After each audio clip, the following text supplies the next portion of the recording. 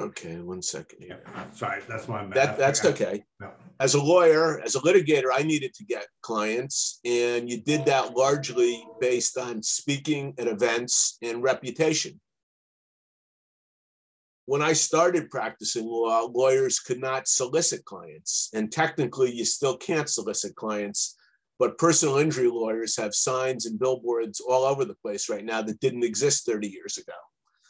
But in the era and age of representing, and I'm gonna specify college men's and women's basketball coaches, you could do anything you want, but there's a little rub on that. The rub is that I'm a lawyer. So as a lawyer, can I solicit clients? Can't I solicit clients? And it really comes down to a ruling that I saw, I think it was from the American Bar Association, that if you're not representing them in a classically legal role, in other words, if there's other parameters to it, in other words, marketing, helping them get employment and things like that, you could technically solicit their business. So what that really comes down to is akin to being a lawyer. I did a lot of speaking. I spoke at the women's Final Four.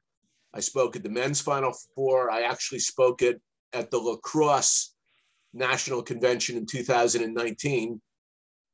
And I now represent the Holy Cross men's lacrosse coach. So speaking is good, but the really good way to get clients in this business is, number one, to create a blueprint, even before the season starts, of which coaches are likely in deep trouble and could get fired. Because when you have, let's say that I have, and I've had a number of Ivy League coaches that want to move up, and I'm going to discuss the pitfalls in being an Ivy League coach in a second. But let's say you represent the Yale and Princeton coaches, and they're making $350,000 to $500,000 a year, and they want to move up to, let's say, the Big East or the Atlantic 10, where they can make between $1 million and $2 million a year. You need to get a feel early on for which coaches are in trouble. And how do you know this, other than maybe reading an article in The Athletic, last week or this week about that? You know it by doing your research. Mm-hmm. And you take a look at a coach, let's say in going into his or her fourth or fifth year, that has had a few really shaky seasons. Let's say started off by going 8-23, then went 10-21, then went 15-16, but then went backwards again and went 13-18 and 12-19. They're in trouble. They're on the hot seat. That's what it's called. They're on the hot seat. So what you need to do is get a feel for people in that program, the athletic department, whatever, whether or not this is real. And if it's a public university, you can make I'm going to turn this into a little Socratic. I'm not going to call on people, but see if people can chime in. What can you do if it's at a public university to find out about their contract? You can make a what type of request? Anybody know? Well, I'll go if they don't. Sure, you go, Dave. Freedom of information? Right. So you make a Freedom of Information Act request, and you can get a copy of their contract. If you live in Connecticut, well, you don't have to live in Connecticut, but I live in Connecticut. If I'm interested in getting information on the UConn coaches, I can make a Freedom of Information Act request, and I'll get those contracts. So I can see whether or not Danny Hurley at UConn is in the fifth year of a 5-year contract or in the fifth year of a 12-year contract. Because I got news for you. If he's in the fifth year of a 12-year contract, they're not going to fire him. And why aren't they going to fire him? They'd have to pay him all that money. Don't they lose money? Right. Sean is right. They'd have to pay him for those 7 years remaining on his contract. And they're not going to be able to afford that. But what would be a reason in which they wouldn't have to pay him those 7 years? If he was fired for what? Misconduct. For cause. Correct. Is your name Brock? Yes, sir. Yes. That's what Brock just said. If you're fired for cause. In other words, let's say you were paying recruits out of your pocket and you got caught. I guess that's a bad example because Bill Self at Kansas now has a contract for life and he's been caught doing everything under the sun. But let's not go there, even though I will see him tomorrow night because I'm going to Madison Square Garden to see Kansas and Michigan State. And then Coach K coaches last game at Madison Square Garden against Kentucky. That should be fun. But yeah, that should be fun. And it's a good way to start the college basketball season. So what can you do, getting back to my theme, what can you do once you find out which coaches are on the hot seat? And if you don't have coaches in your stable already, how can you get clients? The best way to get clients, men's and women's clients, is to go to the men's and women's Final Four. Because at the Final Four, there's what's known as a coach's hotel. Let's say it's the Hyatt Regency. I think it was the Hyatt Regency in Indianapolis when I went to the women's Final Four. So you try in advance. First of all, you try to find out, and this is tougher, you try to find out who's represented and who isn't represented. And here's another problem in being a lawyer. If you're a lawyer, you're technically, and I use the word technically and I put it in quotations, not supposed to interfere with somebody's contractual relationships. There's a tort called tortious interference with contractual relationships. So you're technically not supposed to go up to somebody, let's say, who's represented by Bill Smith in Boston and say, hey, you're represented, but I'd like to represent you. But there's ways around that, which it's really not necessary to get into. So what you try to do is find out who's not represented. And they're usually younger assistant coaches who aren't represented. So let's say, and you know that their team is not going to be participating in the Final Four. So around February the 15th, February 1st or February the 15th, you start sending out cold emails to assistant coaches. Hey, my name is so-and-so. I represent coaches. I represent the following coaches. I have a feeling that there's going to be openings at Rhode Island, UMass, and Dayton next year. Wondering if you're represented, and if you are representative, if you're interested in having a conversation, and if you're not represented, are you interested in having a conversation? Because I have some contacts at Dayton, Rhode Island, and UMass. So who would contacts be? Who would the best contact be at a school? Athletic director. The athletic director, or for a women's coach, the senior women's administrator. But there's a middleman or a middlewoman, let's say, involved in coaching searches. And that's what? A search firm. Anybody know what a search firm is?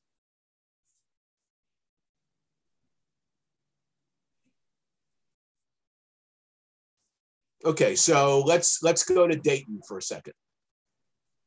Let's say that the Dayton athletic director decides that he or she is going to fire the women's basketball coach.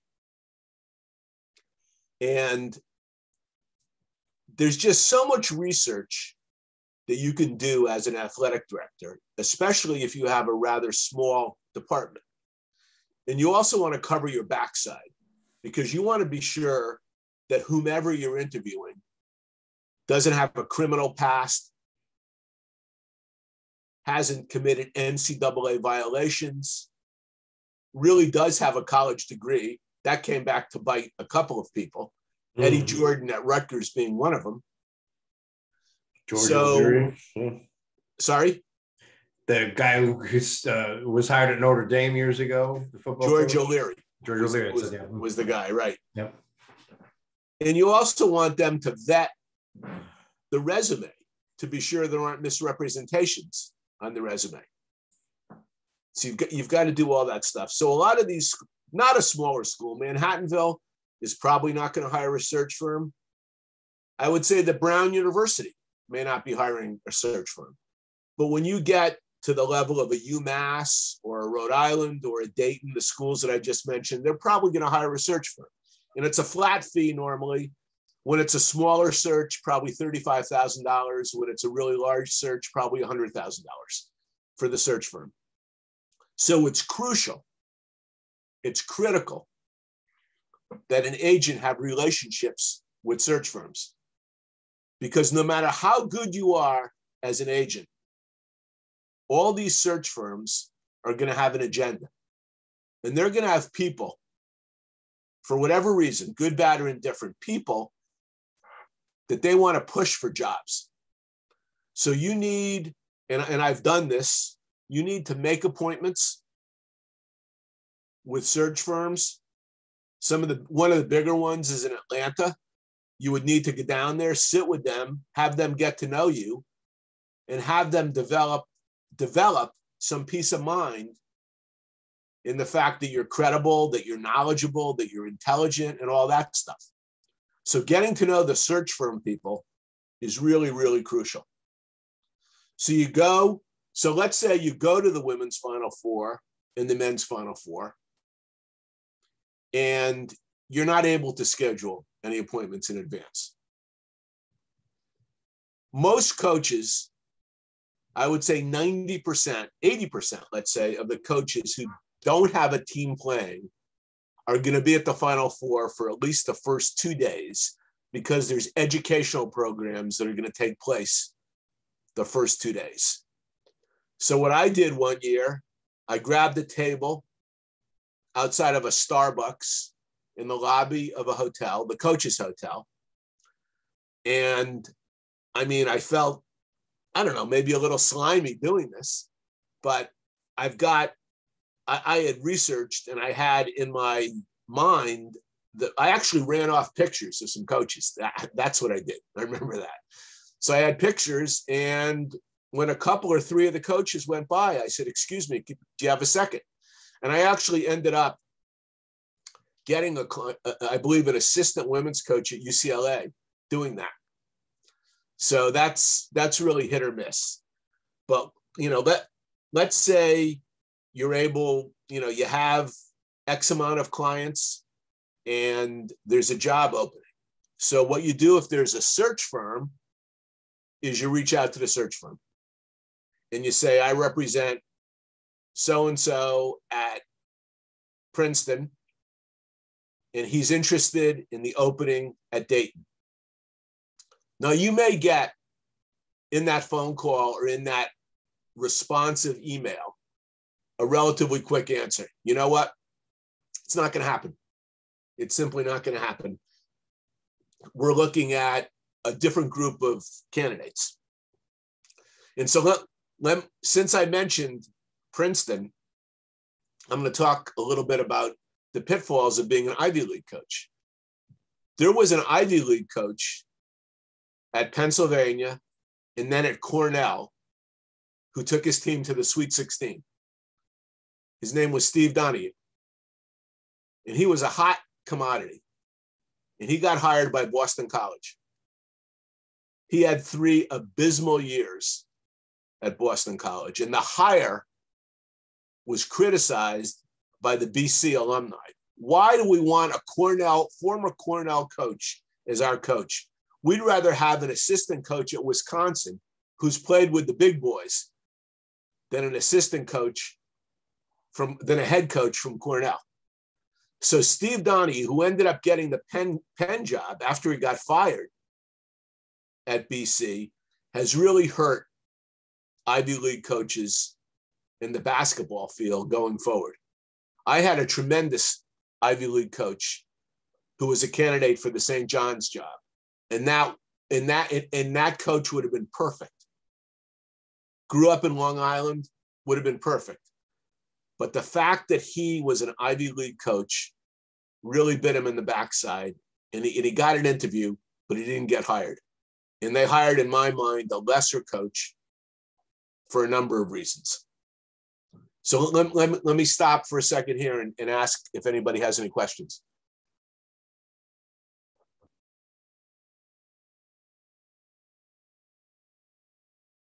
Okay, so you represent this coach at Princeton, and Dayton agrees that he is going to be in the mix. And normally when they agree that a coach is going to be in the mix, it's 5 to 6 people that are in the mix. And they schedule, in the old days, before COVID, an in-person interview. Over the last year and a half, there were Zoom interviews. So what do I do the night before or 2 days before the interview?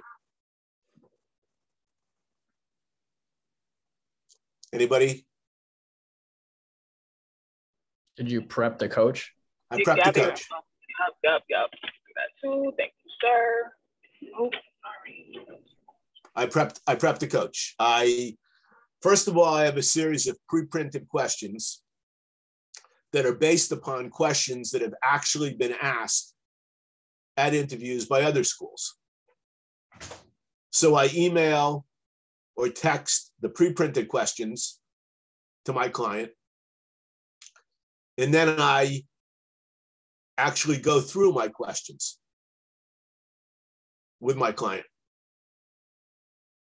So Dave is my client, and Dave is interviewing for this job. Dave, you ready? You got to unmute yourself. Yep. Okay, you ready? I got you. I'm with you. So you're sitting in the athletic director's office at Dayton, and the athletic director just said, I interviewed the associate head coach of a Power 5 program who's been to 2 Final Fours in the last 5 years and was the architect of the number 3 recruiting class in the country. Why should I hire you?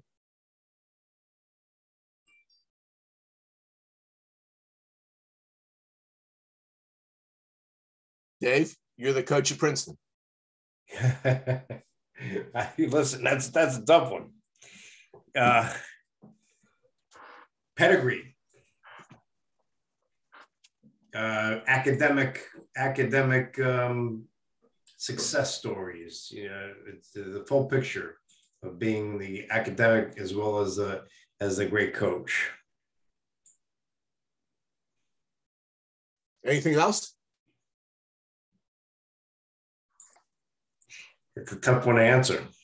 I've won at the highest level in the Ivy League. I've won 3 Ivy League championships in the last 6 years. And if you think winning games, playing back-to-backs on Friday and Saturday night is easy, I've got a lot of things to tell you about that. Plus, I can't offer student athletes athletic scholarships. Now, the problem with that answer is, in this new job, you're going to be dealing with kids to whom you can offer athletic scholarships. So the AD, it kind of cuts both ways. The AD may say, yeah, but you've never recruited in the pool of kids that we need you to recruit in. The associate head coach of a Power 5 program has been recruiting in that pool. I mean, do you know the AAU coaches in that pool? You're recruiting a very select number of kids, probably kids that are at prep schools in New England. Northfield Mount Hermon is a good example. South Kent School is a good example. St. Thomas More is a good example. So that's really a tough one for an Ivy League coach. Right. Who's the last Ivy League coach who has really seen major success? You got Tommy Amaker, who kind of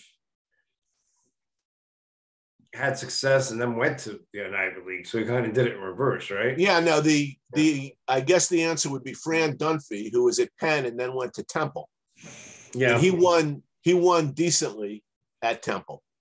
Right. But he was, I mean, you got that Philly connection. So, I mean, when, you know, those schools tend to really kind of hang on each other. I would say Penn, LaSalle, Temple, Drexel. So that is almost the exception, I would say, to the rule. But yeah, I mean, that's a tough sell.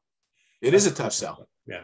And, you know, that you love representing good people. And I have, as I said, 2 Ivy League coaches right now. But it's tough. It's tough until they can get some academic scholarships. So can I segue right now over to that?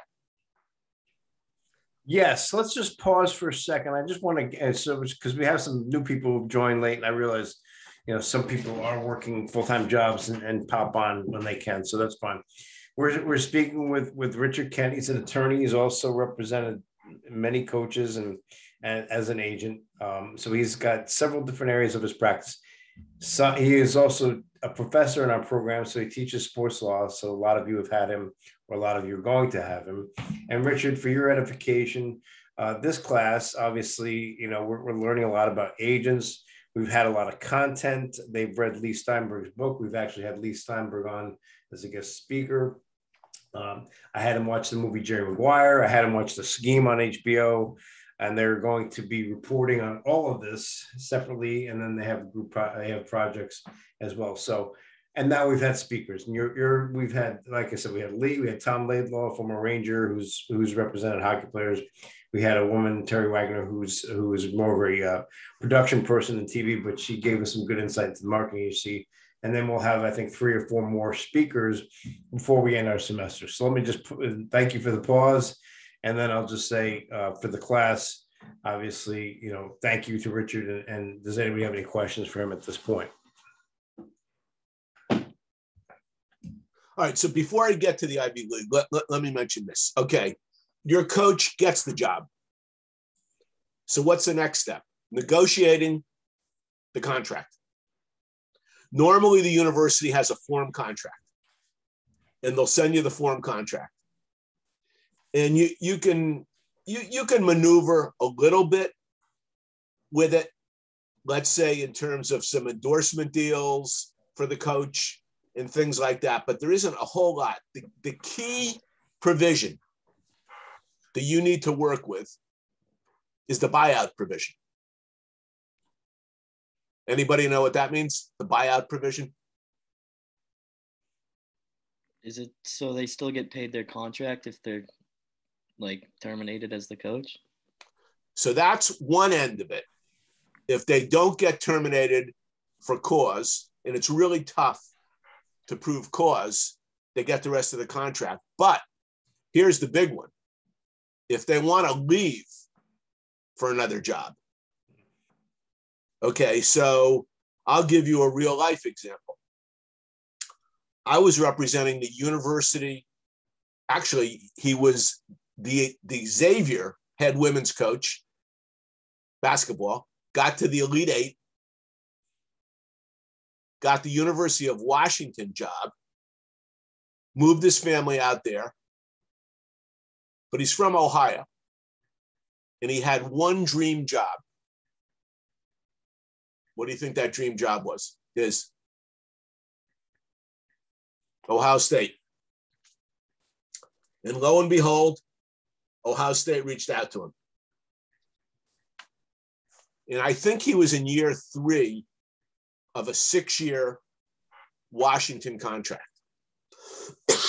And it said in the contract that if he left for another job, he'd have to pay the university $1.2 million. And that's known as a liquidated damages clause in the contract. So he said to me, Ohio State will kick in some of that money, but not 1.2 million. I don't know what to do. I really want this job, but I don't know if I can afford it.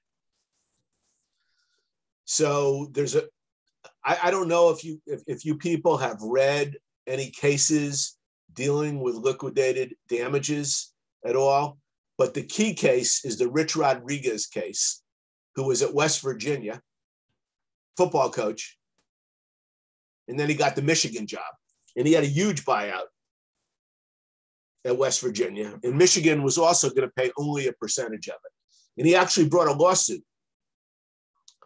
against West Virginia, but he lost, so he had to pay it out of pocket. Well, what's the best? Okay, so during this time in which we're negotiating with Washington, they hired Kevin's associate head coach. The athletic director walked down the hallway 20 feet. It took him 9 minutes, and he hired the associate head coach. So when I had my first negotiation with legal counsel for the University of Washington, what was my argument? This liquidated damages clause bears no relationship to the damages suffered by University of Washington by virtue of Kevin McGuff leaving University of Washington for Ohio State. But he basically told me to shove it. Wasn't interested in my argument. So in the contract, it said there's mandatory arbitration. Kevin couldn't go to court. He had to invoke, or University of Washington invoked the arbitration clause. And there were 3 arbitrators, 2 of whom had actually gone to the University of Washington, which wasn't great. But we had a 1-day mediation arbitration, and we ended up settling it for a sum less than $1.2 million. Do you think, and I'm interested to know what the class thinks, do you think that this liquidated damages provision should be upheld by a court?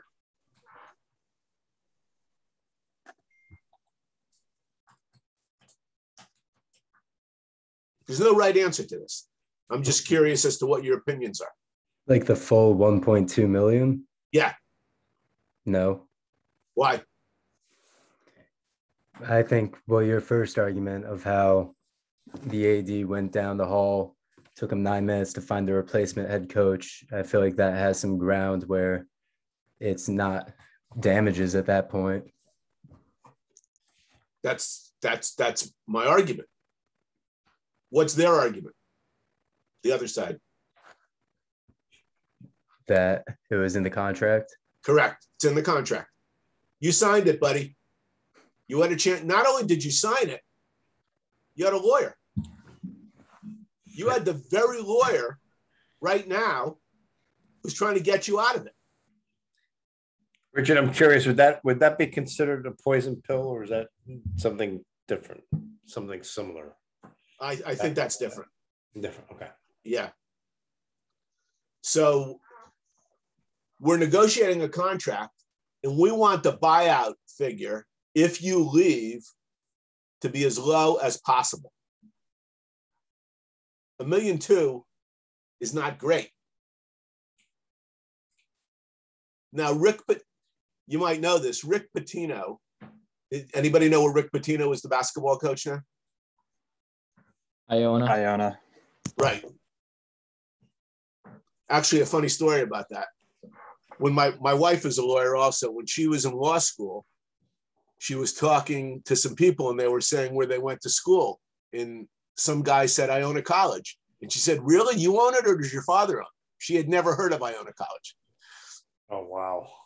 But in any event, Rick Pitino, who has, if you don't know about him, he's had somewhat of a checkered past, especially at the University of Louisville. But Rick Pitino and Iona 2 years ago came to a deal, but he has a $10 million buyout.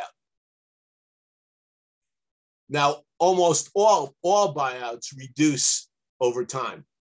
So I've never seen that contract. But my hunch is that the 10 million reduced to 8 million after the first year, but it probably finds it probably ends up at around $2 or $2.5 million.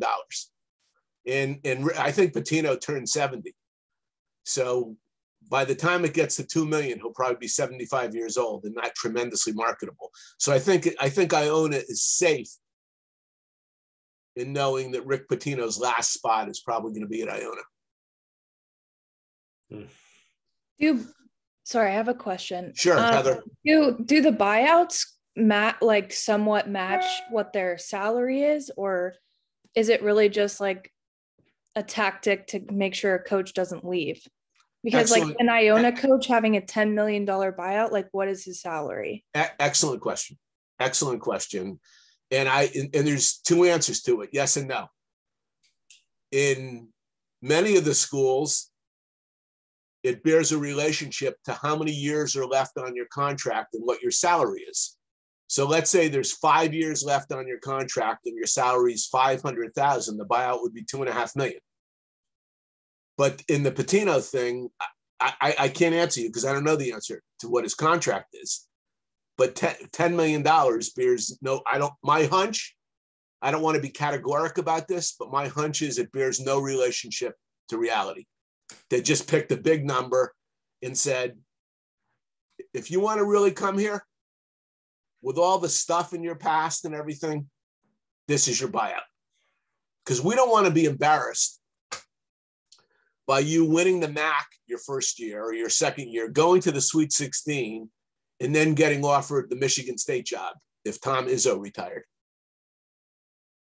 So thank you for the question. And that's kind of what I don't think it bears any relationship to anything.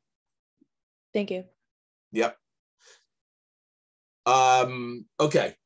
So you negotiate the contract and your client has the deal.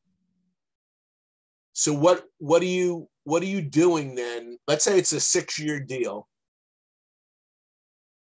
$1 million a year. What are you doing during those 6 years? So let's say in year 2, your client does get to the Sweet 16. You want to have a meeting with who after the season? The athletic director. And you want to say, yes, I know that my client has 4 more years left at $1 million a year. But my client just went to the Sweet 16 and your team was projected to finish 8th in your league. He's going to be a really hot commodity on the open market. I'd like to renegotiate. So let me go back to Heather. Heather, what are you going to ask for? I don't know. I mean, I don't know. It's pretty impressive to, if you were supposed to like finish last in your league and then you went to the Sweet 16. I mean, I would probably ask for another $1 million. Okay. So I'll ask you the same question you asked me. Why $1 million? Does it bear any relationship to his contract? Mm-mm. But I would start off a little lighter at another 500,000, but I would have it graduate. Let's redo a 6-year deal at 1.5 that's going to go to 1.7, then to 1.8, then to 1.9, then to 2 million, which is Heather's extra $1 million. So if you catch lightning in a bottle, that's a great thing. So let me give you another real life example. Jason and I represented a guy who was the head coach at Gardner Webb. Has anybody ever heard of Gardner Webb? Bowling Springs. Right. Okay. He's the head coach there, and he's doing really well, but he's really not getting too many sniffs at jobs. We said to him, and I've said this to other coaches, you need to leave Gardner Webb and become an assistant coach or an associate head coach at a higher level if you can get that job. And he got a job at Butler as an assistant coach. Unbelievably, in mid-season, the head coach got fired. So during that very year, oh, by the way, oh, okay, the athletic director promoted him to be the head coach. So he went from Gardner Webb to the head coach at Ohio State. I'm sorry, at Butler in about 8 months. And I've told other coaches that. And their response to me is, wait a minute. I'm the head coach at ABC University. I'm sitting in the big chair. You want me to sit 2 seats away from the head coach? So let me ask a couple of people here. Let me start with Brock. Brock, would you leave a head job to become an associate head coach or an assistant? Absolutely. I grew up about 10 minutes from Gardner Webb. Not the, I would much prefer an assistant at Butler. Okay. Anybody here say, no, I'm a head coach. I want to stay a head coach. Depending on the situation, definitely will want to stay a head coach. But if it's a odd situation, definitely would like a fresh start. So like what would make it an odd situation? Say if there's not that much support, say it's not a great fan base, say if the players aren't really buying in, it would just be a lot of different factors that would just feel like make the job strenuous. Sounds good. All right, so let's move over because I want to get this in before I finish. Let's move over to the Ivy League thing. I got contacted in mid-August by 2 former University of Pennsylvania basketball players from the 1970s. In the 1970s, Penn was a powerhouse. They went to many Sweet 16s. They went to the Final Four in 1979. The U.S. Supreme Court decided the Alston case at the end of May. That led to NIL, name, image, likeness. So they decide the case, and all these student athletes in July or so were getting these NIL deals. There's no apparent provision yet at Ivy League schools. And what's even worse, they don't even give out scholarships. And it would be great, certainly for anybody who's going to take my class starting in January, if you read the Alston decision, Alston, because if you read Brett Kavanaugh's concurrence, he slams the NCAA. Are you serious, NCAA? You've got a coach making $9 million. You've got a couple of coaches making $9 million a year. Mike Krzyzewski at Duke, Nick Saban at Alabama. They're making $9 million a year. The head of the NCAA, Mark Emmert, is making $3.5 million. And you're not willing to let these student athletes in all sports benefit from their name, image, and likeness. So these Ivy League guys said, wait a minute, this is our ticket to getting athletic and academic scholarships in the Ivy League. The Ivy League only permits need-based scholarships. And if you go beneath the need-based moniker, you'll find out that families that earn between, let's say, $150,000 a year and $350,000 a year can't afford to send their kids to Ivy League and pay $70,000 a year to send them there. So that's why these guys felt that their school, Penn, was losing out on tremendous opportunities. And their coach, the same Steve Donahue that I talked about before, said, if you get me 3 to 5 athletic scholarships a year, I'll put you in the top 20. Now, I don't know if that's accurate or not, because Yale and Harvard are on a higher level than Penn is right now, and they would also have those scholarships. But we did our due diligence, and we found out that the Ivy League, unbelievably, has an antitrust exemption. The Ivy League is exempt.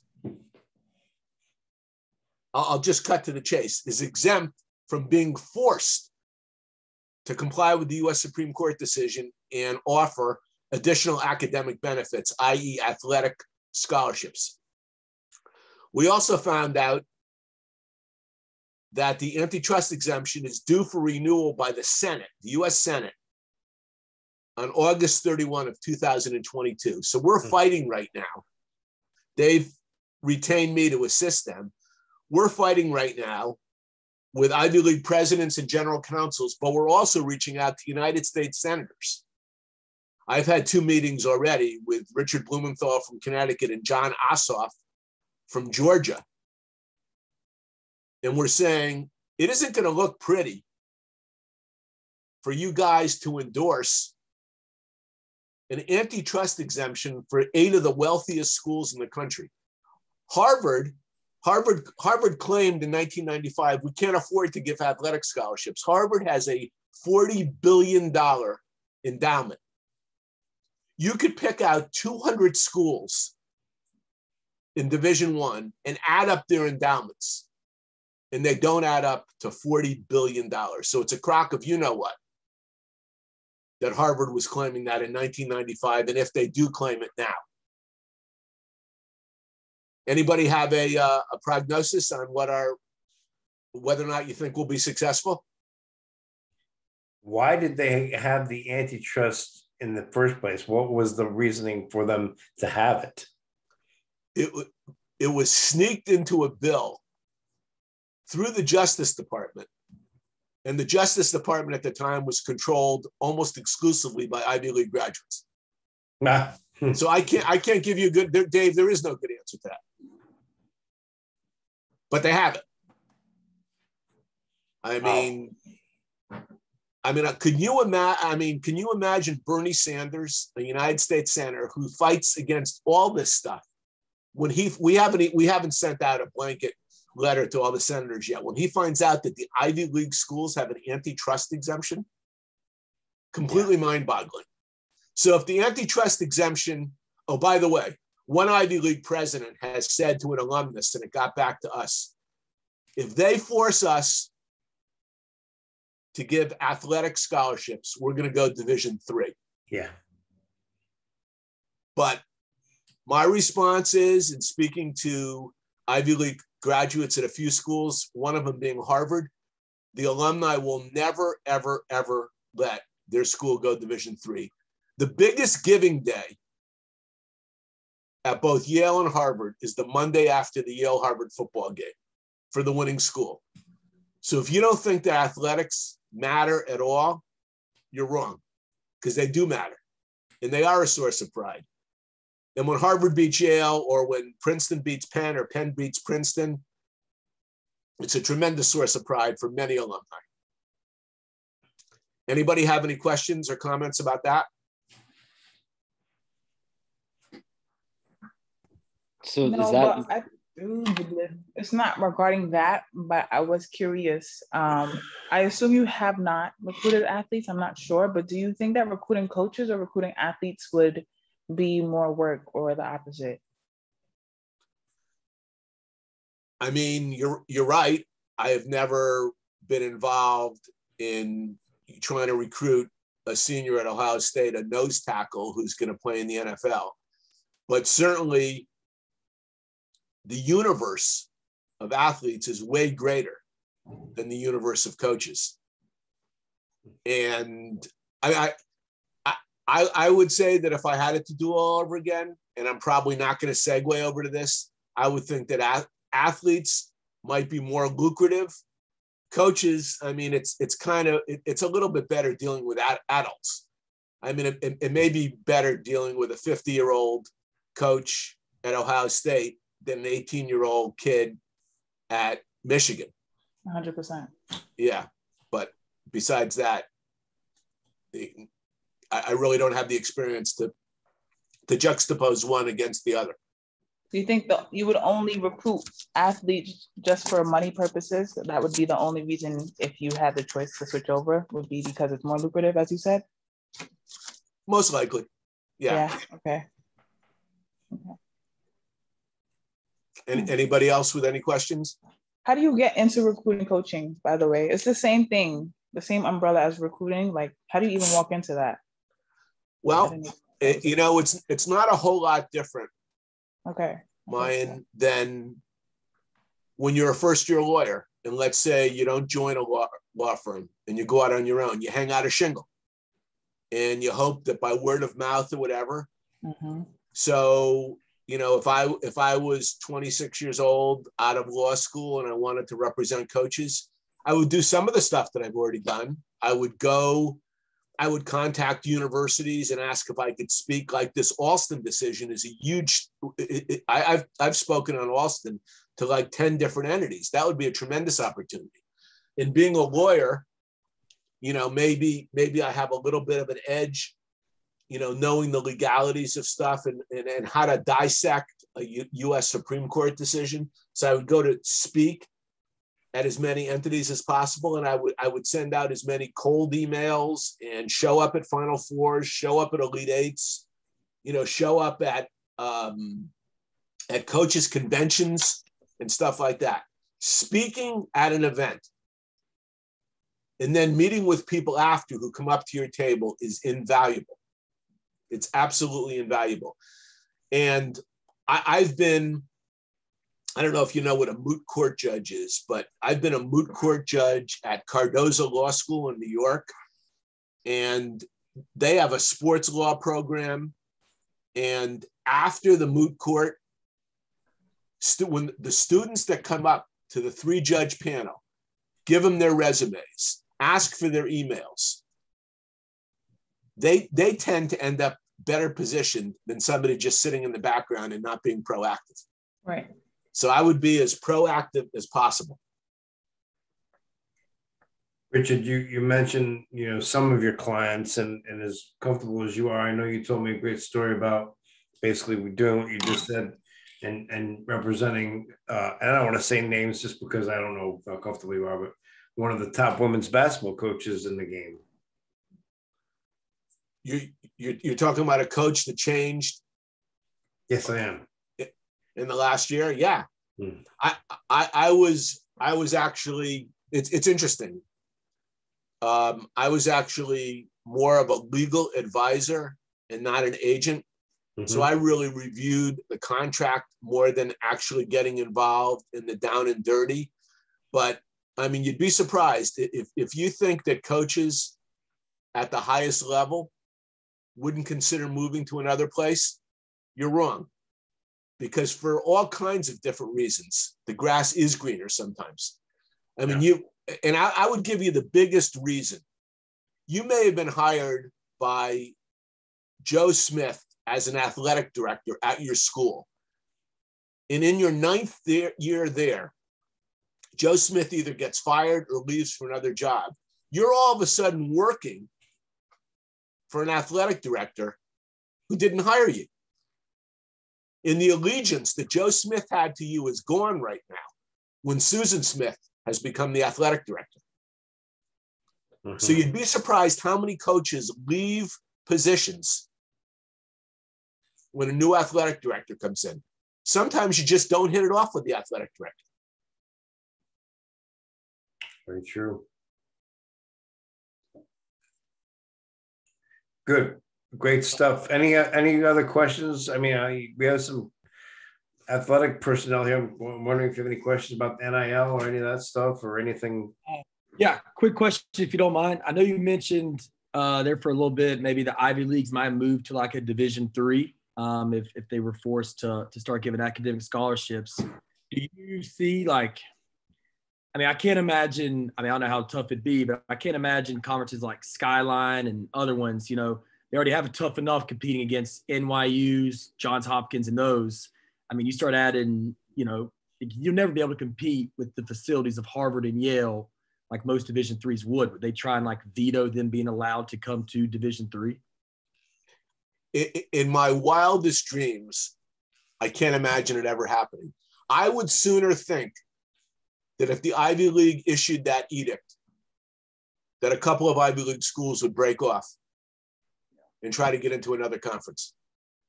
Yeah. I mean, it's great to be at Yale, Harvard, and Princeton and be in the Ivy League, but do they really need that term anymore, the Ivy League? They are who they are. They don't need the umbrella of the Ivy League. You could argue that maybe Cornell or Brown do, but I mean, I'm telling you that there's no way that Harvard, Yale, or Princeton would ever dip down to Division III. All right, so let me jump in if you don't mind. This to me begs the bigger question. You're talking about Ivy League, obviously, an elite bunch of schools that play Division I athletics. But with what's going on in the whole, NCAA spectrum, and I said this back when I was at the Football Foundation in the 90s, do you see the Power 5 conferences just breaking off and saying, let's organize and manage ourselves, and then that would just restructure everything else under the NCAA, if it still exists, umbrella? Because some things are bound to change here, or are changing.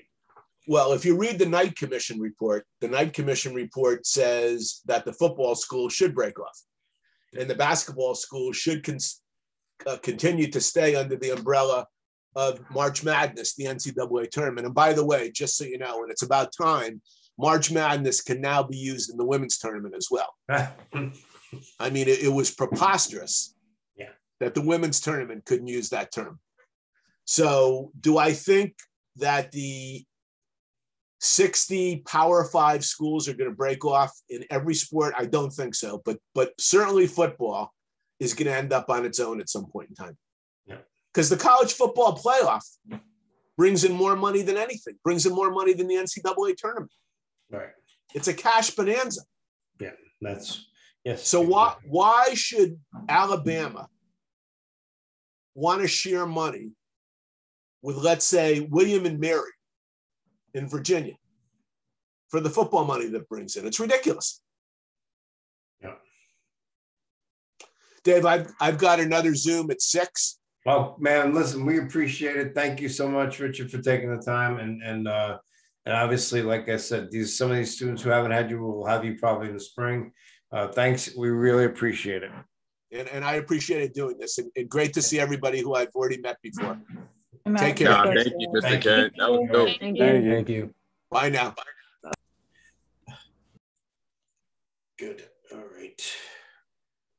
So please send me, I'll send a follow-up, your feedback, thoughts. I thought a lot of interesting stuff. Obviously, when you talk to a lawyer, it's a different kind of mindset, but Lee was a lawyer as well. But I mean, so Lee's an agent first, right? I think Richard's an attorney first, and then he has this, I don't want to call it a side gig, but he's got some really good, interesting information. I thought the Ivy League stuff was really intriguing. So Definitely. Any other questions for me? Can we connect with Richard? Yeah, he's got an Enville email. He's a professor. Richard.ken@enville.edu. All right. So, I mean, that's probably the best way. Okay. And then obviously, so next week we will have another speaker. Next week we have, what's next week? The 15th. Ronnie Zidell, I believe. Ronnie's a ton of NBA clients. And then we have after that, we'll get into that after. But I think we have 3 or 4 more speakers. I'm going to try to give you a week to get your stuff together because, and by the way, somebody emailed me and said, can they send the Lee Steinberg book write-ups? Anytime you want to send stuff, just send it. I mean, you don't have to wait to the end of the semester. Okay. So if your stuff is done and you want to get it to me, get it off your plate, that's fine. But everything is listed on Blackboard in terms of what is, going to be expected by the end of the semester. Okay. All right, guys. That's it. Thank you. You got it. Stay well. Thank you. Bye. Thank you. Thank you. All right. Bye-bye. Good night. Thank you. Thank you.